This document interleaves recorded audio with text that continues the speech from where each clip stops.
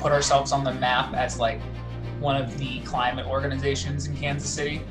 We absorbed a ton of new members to get ready for Earth Day to make it the biggest and most impactful like climate strike ever. The pandemic hit and we had to completely change gears. Especially towards the beginning when everything was first happening. I mean, everyone was just reeling, especially because so many of our members are college students. And so for a lot of the members of the hub, they were having to move out of their dorms and having to deal with switching to online classes and like having their college experience completely disrupted. It's been really, really challenging to like figure out how to protest in the form of a pandemic. A lot of the tools in our toolbox are just gone right now. How much do we talk about the Green New Deal versus how much do we talk about the people's bailout now?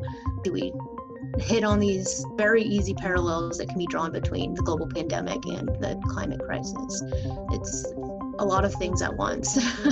I think a strength that we have as like a young organization, we were able to move online very quickly.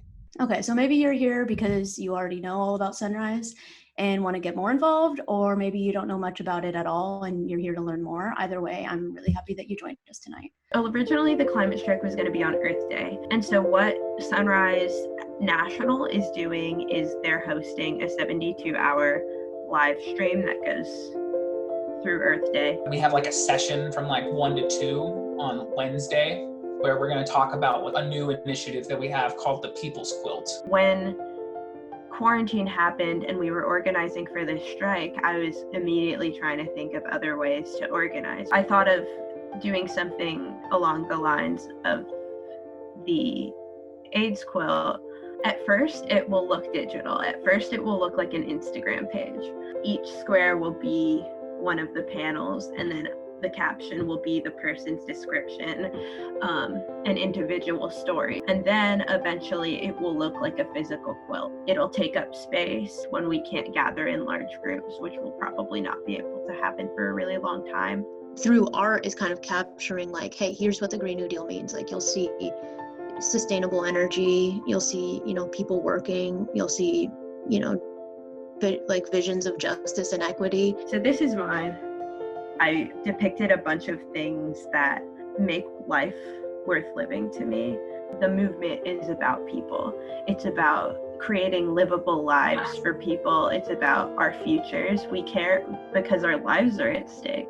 Illustrating that urgency through a personal, individual experience is something that our brains are hardwired to respond to, The original New Deal came about after the Great Depression. As of today, we are already on track to match the severity of unemployment numbers of the Great Depression. We could surpass it at the rate that we're going right now.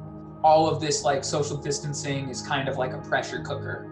When social distancing ends, I think we are going to see a mass movement, the likes of which this country hasn't seen in a long time.